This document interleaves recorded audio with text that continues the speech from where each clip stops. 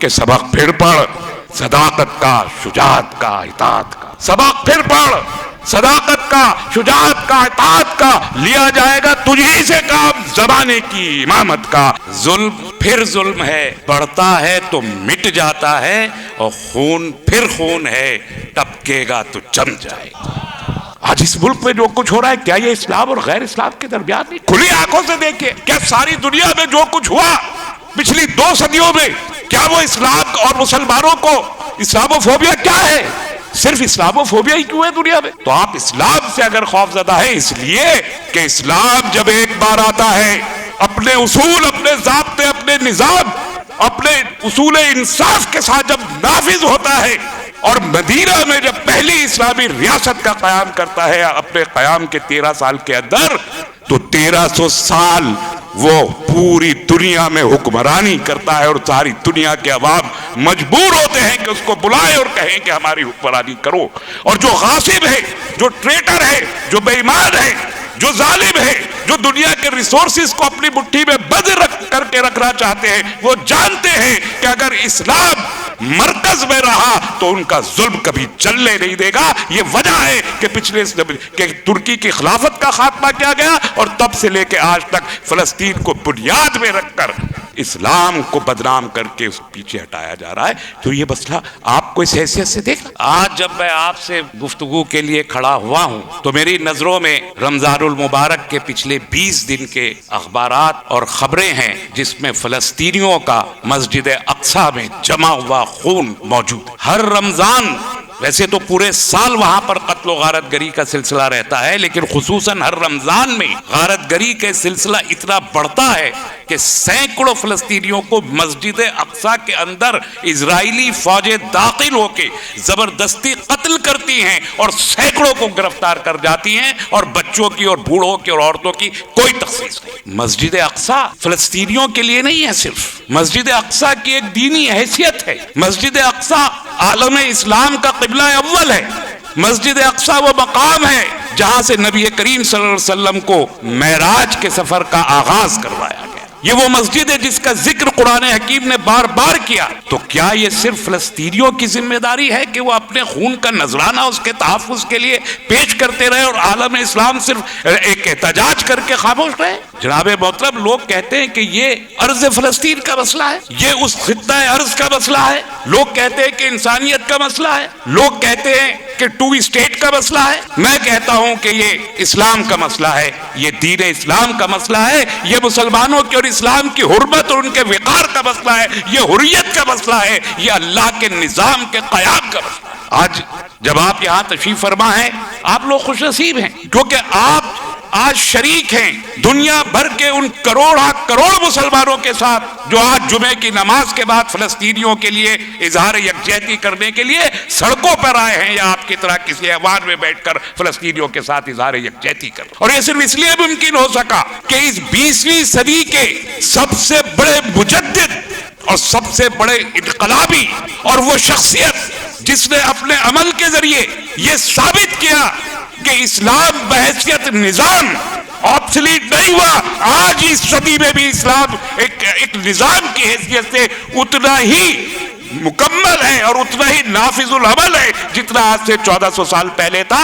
اس رہبر انقلاب امام خمینی رحمت اللہ علیہ نے جب فلسطین کو دنیا بلائے جا رہی تھی، جب فلسطین محض ایک ریاست کا مسئلہ بن کے رہ گیا تھا، جب مسجد اقصی کو عالم اسلام اور ساری دنیا بھول گئی تھی، اس وقت اس رہبر انقلاب نے کہا کہ نہیں، فلسطین دنیا بھر کے مسائل کی اصل اس کی جڑ ہے. جب تک مسئلہ فلسطین حل نہیں ہوتا دنیا کا کوئی مسئلہ حل نہیں ہو پائے گا. اور اس لیے رمضان کے آخری جمعے کو یوم قدس قرار دے کر ایک بار پھر دنیا کے مسائل کے قلب میں قدس کو لا کے رکھ دیا. یہ کام صرف اگر کیا تو ایران سے کھڑے اس رہبر انقلاب نے کیا، جسے آج ہم کو خراج عقیدت اور خراج تحسین پیش کرنا چاہیے. اب میں آپ سے ایک سوال کرنا چاہتا ہوں. ابھی یہاں ذکر ہوا، کیا 15 مئی 1948 جب وجود اسرائیل کو ناجائز ایک ریاست کو جائز کر کے یونائٹڈ نیشنز نے تسلیم کیا، کیا وہ اچانک ہو گیا؟ کیا وہ پہلا دن تھا کہ جب اسرائیلی ریاست کے قیام کو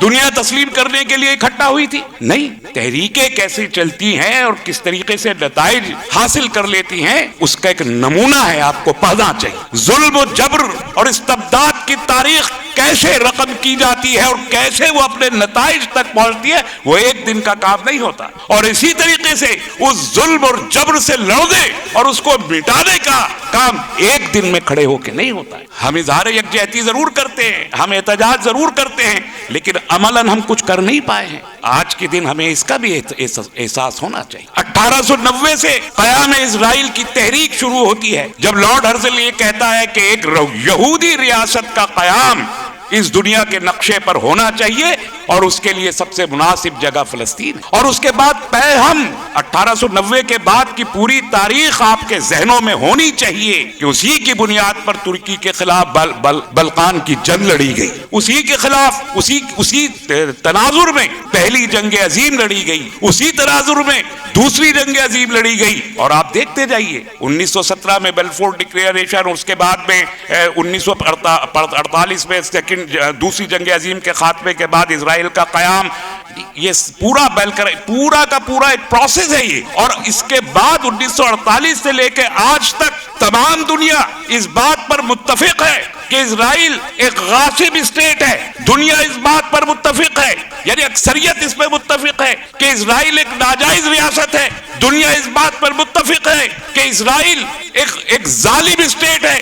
دنیا اس بات پر یونائٹڈ نیشن 80 سے زیادہ ریزولوشن پاس کر کے کہہ چکا ہے کہ اسرائیل جنگی جرائم کا ارتکاب کرتا رہا ہے، کہ اس کے باوجود، اس اتفاق رائے کے باوجود کیا وجہ ہے کہ 2007 سے لے کے آج 2023 تک غزہ کے لوگوں کا ناجائز محاصرہ جاری ہے، اور دنیا کے کسی ملک میں یہ جرأت نہیں ہے کہ وہ اسرائیل کو روک سکے کہ 20 لاکھ فلسطینیوں کو جو ایک اوپن جیل میں رہنے پہ مجبور ہیں، جن کے پاس نہ کھانا ہے، نہ غذا ہے، نہ دوا ہے، نہ کاروبار ہے، نہ تعلیم ہے، جو ہاتھ میں پتھر لے کے ٹینکوں، توپ اور میزائلوں کا مقابلہ کرتے ہیں، ان کو آزاد کیا جائے اور ان کو انسانی طور پر جینے کا حق دیا جائے۔ یہ کہہ کر اسرائیل کو مجبور کرنے سے عاجز ہے یہ ساری دنیا، جو اس بات پر متفق ہے کہ اسرائیل ایک ناجائز ریاست ہے۔ تو کیا واقعی اسرائیل اتنا طاقتور ہے؟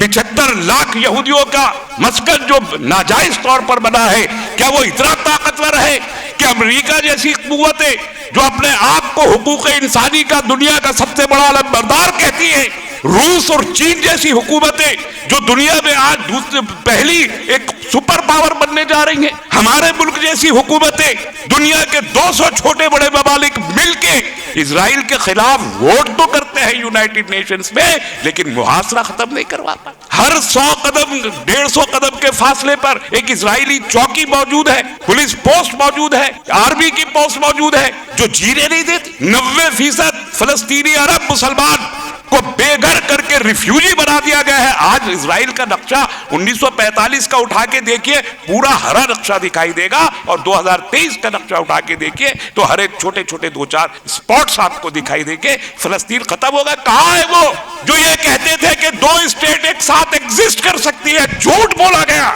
دھوکہ دیا گیا عالم اسلام کو یہ کہہ کر کے 2 ریاستیں ایک ساتھ ایگزسٹ کر سکتی ہے۔ کہاں ہے فلسطین کی اسٹیٹ؟ آج دنیا کو جواب دینا چاہیے کہ اسرائیلی اسٹیٹ دنیا کے نقشے میں موجود ہے، فلسطین کہاں ہے؟ 2 اسٹیٹس ایگزسٹ نہیں کرتی، اسٹیٹ ہوتی ہے، چاہے اسرائیل کی اسٹیٹ ہو چاہے فلسطین کی اسٹیٹ ہو۔ لیکن آج ہم دنیا کے نقشے پہ اسرائیل دیکھ سکتے ہیں، فلسطین نہیں دیکھتے۔ آج آپ کو فلسطین اگر جانا ہو تو آپ کو ویزا اسرائیل سے لینا پڑتا ہے، آپ کو فلسطین سے ایمبیسی ویزا دینے کی مجاز نہیں ہے۔ پھر کہاں ہے 2 اسٹیٹس؟ 1951 میں خود ہمارے ملک نے بھی کہا تھا کہ 2 اسٹیٹس کی تھیوری کے ذریعے ہم اس مسئلے کا حل کر سکتے ہیں۔ آج 75 سال گزر گئے، وہ 2 اسٹیٹس موجود نہیں ہے۔ اس کا سیدھا مطلب یہ ہے کہ دنیا، لوگ کہتے ہیں اور مجھے کبھی اس سے اتفاق نہیں رہا، اور حالات بتا رہے ہیں کہ میں اپنی جگہ صحیح ہوں، اور آنے والا وقت بتا دے گا کہ میں اپنی جگہ صحیح ہوں۔ فلسطین کا مسئلہ صرف سیاسی مسئلہ نہیں ہے، صرف انسانی مسئلہ نہیں ہے، فلسطین کا مسئلہ دینی مسئلہ بھی ہے، فلسطین کا مسئلہ مذہبی مسئلہ ہے، فلسطین کا مسئلہ یہودیت، نصرانیت اور اسلام کے درمیان ایک بڑا مسئلہ ہے، جسے جب تک ہم اس نقطۂ نظر سے نہیں دیکھیں گے تب تک ہم اس کا حل نہیں کھو سکتے۔ یہ کہنا بات آسان ہے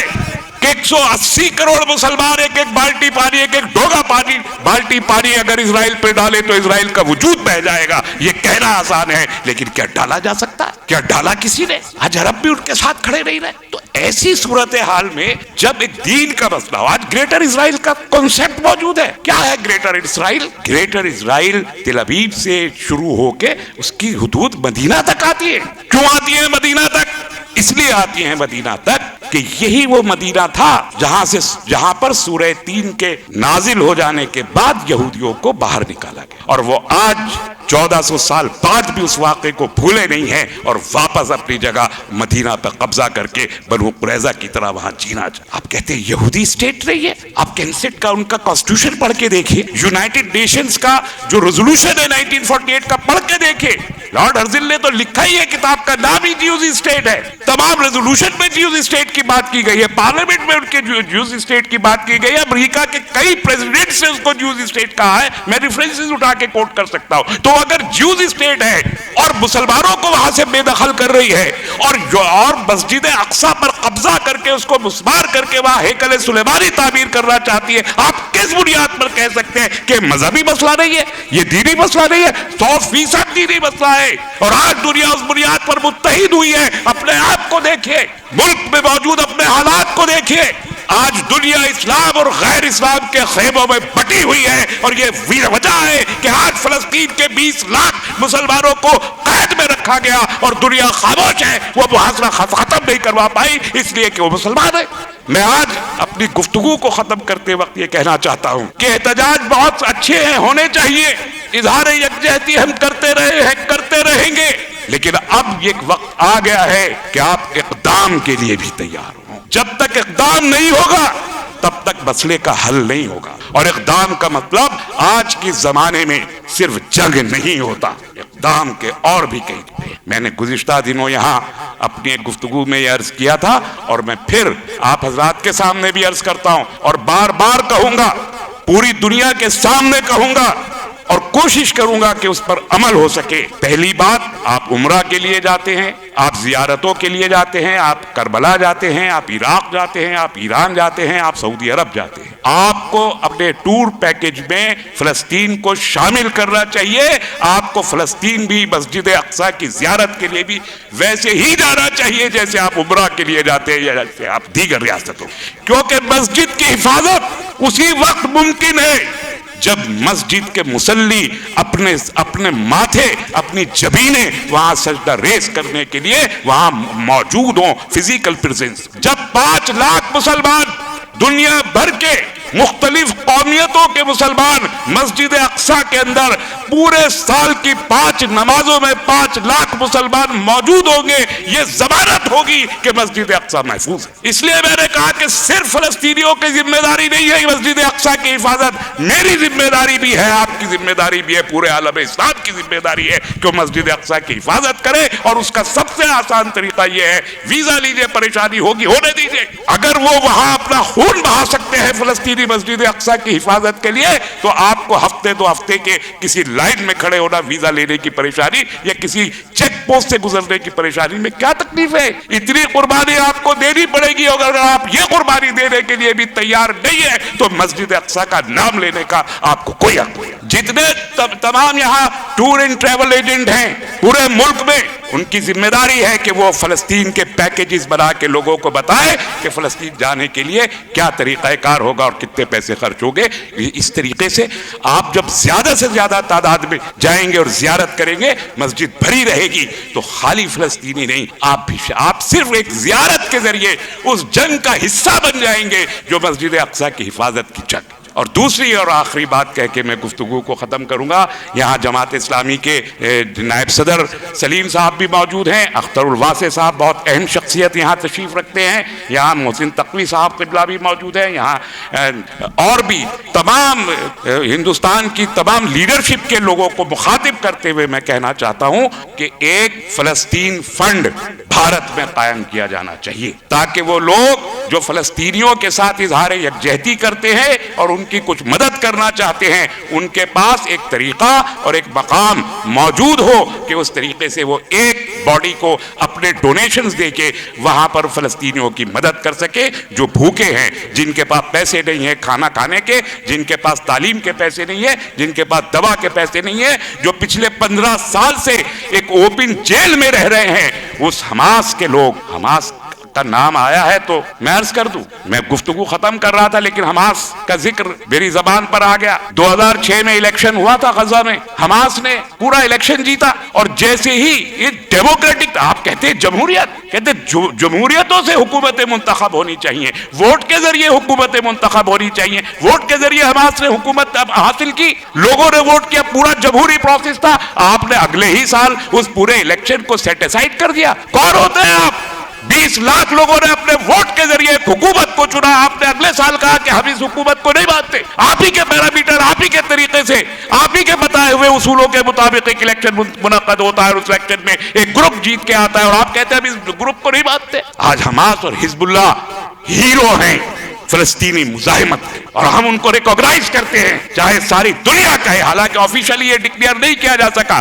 آج آپ ان کو ٹیررسٹ کہتے ہیں، ان مزاحمت کاروں کو ٹیررسٹ کہتے ہیں جو توپوں کے مقابلے میں پتھر اٹھا کے اپنے حق میں خود ارادیت کی جنگ لڑ رہے ہیں، ان کو جہاں دہشت گرد کہا جا رہا ہے۔ ہم انہیں مجاہد مانتے ہیں، ہم انہیں مزاحمت کار مانتے ہیں، ہم انہیں مستحق مانتے ہیں، ہم ان کی جنگ کو جائز مانتے ہیں، اور اعلان کرتے ہیں کہ حماس کے لوگ اپنی زمین اور قبلہ اول کی بازیابی کی کہ ہراول دستے کی حیثیت سے موجود ہے۔ دنیا چاہتی ہے انہیں ٹیررسٹ کہے تو کہے، لیکن ہم ان کو ایسا نہیں مانتے۔ میں ان الفاظ کے ساتھ، علامہ اقبال کا شعر ہمارے محترم نے بہت پڑھے ہیں، میں ایک شعر کے ساتھ آپ سے اجازت چاہتا ہوں کہ سبق پھر پڑھ صداقت کا، شجاعت کا، اطاعت کا۔ سبق پھر پڑھ صداقت کا، شجاعت کا، اطاعت کا، لیا جائے گا تجھی سے کام زمانے کی امامت کا۔ وما علینا الا البلاغ، والسلام علیکم ورحمۃ اللہ۔